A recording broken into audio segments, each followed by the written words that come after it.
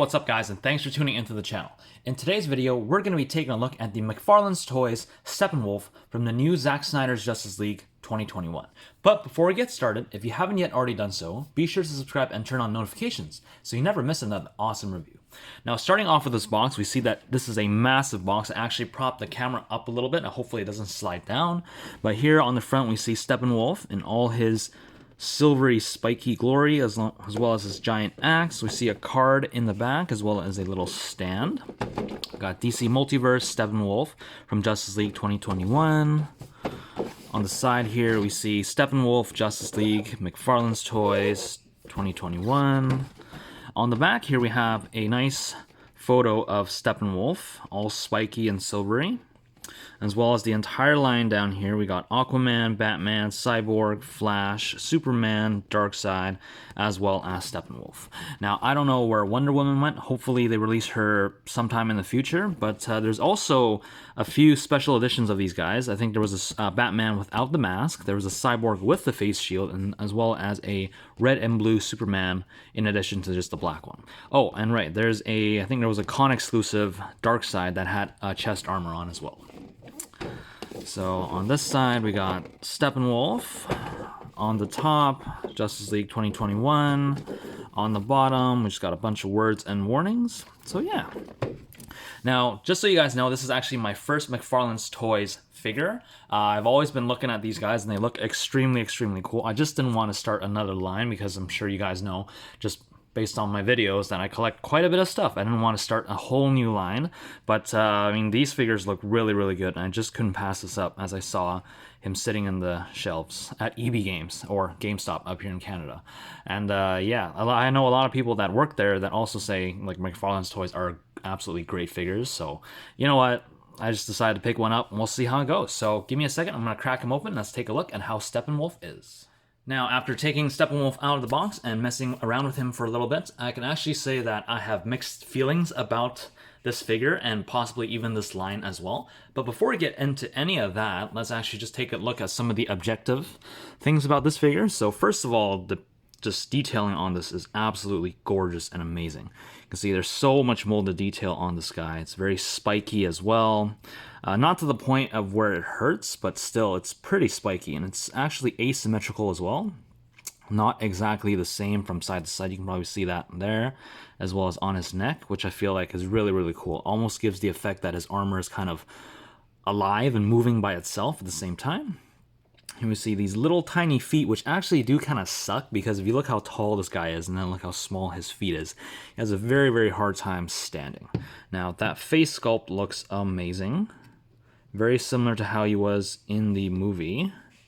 He's got these huge horns, which is actually part of his head and not just a helmet. He's got these 7-fingered hands. He's got like a regular hand, kind of like here, and he's got like 2 extra little fingers down here, which just looks really creepy. In the back here, so you got more spikes. He's got a huge shoulder, big hump right here. He's got this giant skirt piece, which is spiky as well. He's got these like big extra toes almost on his legs. This guy is just really weird and crazy. But just the detailing on this guy is absolutely amazing.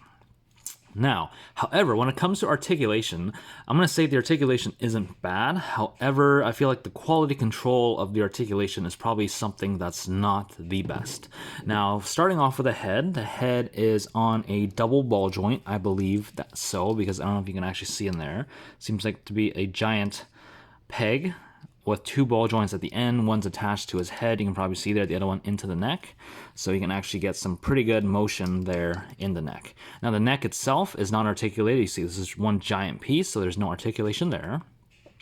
For the shoulders though, this is what I want you to see. You see this is extremely loose. Now, the left arm is extremely loose and the right arm is a little bit better. However, with the left arm, you can get it out straight to the side, just past 90. You can get it all the way around.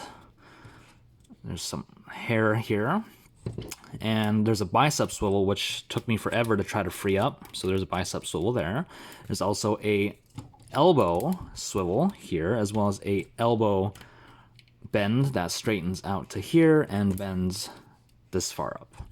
We also have a swivel at the wrist, which took me forever to free up. And we also have a bend here that goes both ways. No finger articulation there. Now for this other one, we still have... So this is what I want you to see. Getting it out this way is extremely hard compared to this one, which is kind of a joke. You know what I mean? So I feel like the quality control for the articulation on these figures could be a little bit better. But you can get it out to about there. You can also get a 360 rotation here. There is a bicep rotation, which again took me forever to free up, as well as a elbow bend that goes this far up, straightens out to there. There's also a rotation here at the elbow, as well as for the wrist there, front and back, as well as a rotation there. So for the torso, you can get an ab crunch this far forward, which is not that much forward. You can get it that far back, which is actually really, really good. I believe the top as well as the bottom are on ball joints, so that's really nice. These are made of rubber, so you can actually get them out of the way. You can kick forward this far up and this far back. There is a swivel here at the thigh, as well as you can do the splits to about there.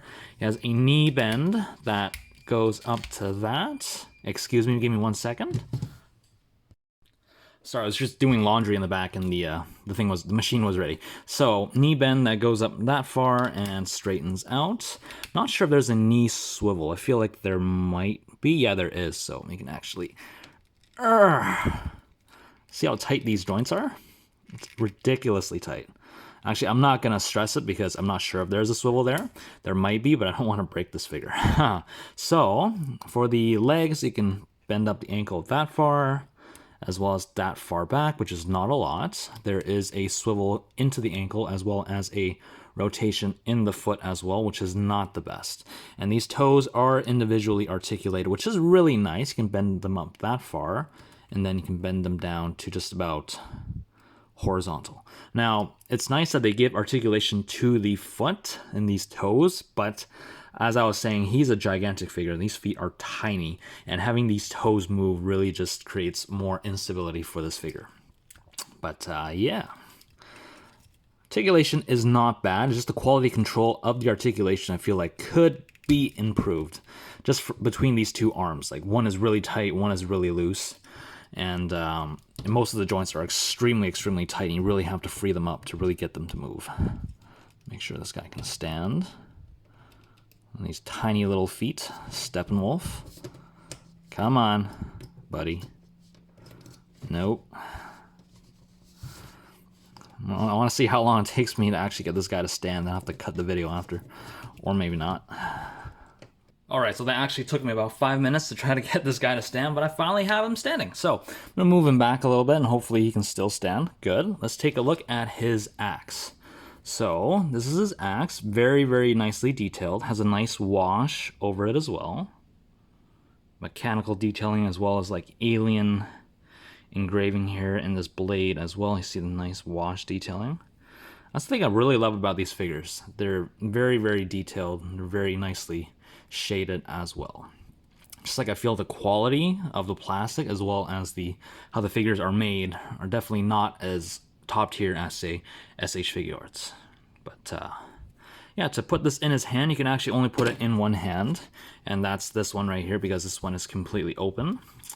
Now I'm actually not sure if we just slide it through his hand, or you can actually, because it doesn't really come with any instructions. And boy, here we go, trying to get Steppenwolf to stand. There we go. Don't know if you can actually pop that through. Yeah, just like that. And then slide this through his hand. Come on, there we go. Okay, so slide that through, make sure everything faces the other way, just like that. And then take this, you see it's kind of like that, like a keyhole shape. Just peg that on, and here we have Steppenwolf wielding his gigantic axe with his 7-fingered hand. So, very, very, very cool. Very, very cool looking, but in terms, like I said, quality control, not the best figure. As for accessories, this is the only accessory that he came with. He also came with a stand as well as a card, which I'll show you right here. I'm not gonna take it out of the box here. I'm just moving back. You can probably see that it comes with a little stand that can be used for him to stand.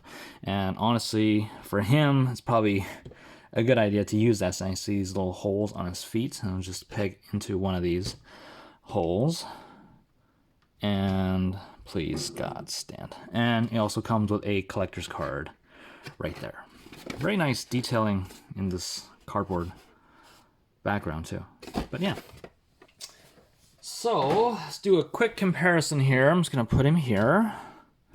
And you guys probably already know who I'm gonna compare him with. So here is SH Figure Arts Goku. Now, the price on these guys is actually fairly similar. He is just a little bit cheaper than what he is, but he is literally like half the size, if not even less, than this guy. Now, in terms of detailing, this guy wins, hands down. If you just look at all the molded detailing as well as all the shading on him, he is just absolutely amazing. However, in terms of quality control and actually how good of a figure it is, I definitely feel like Goku is a much better figure than this guy. I just want to show you some other things. Now, if you look at this guy's joints, you actually see exposed hinges here. Whereas on these SH Figure Arts, you do not see any of that stuff. Everything is concealed, which is really, really nice. And yeah, but in terms of detailing, this guy just wins hands down. In terms of an overall better figure, definitely SH Figure Arts. So yeah. Yeah, if you guys enjoyed this video, be sure to let me know by hitting that thumbs up button. And until next time, guys, take care.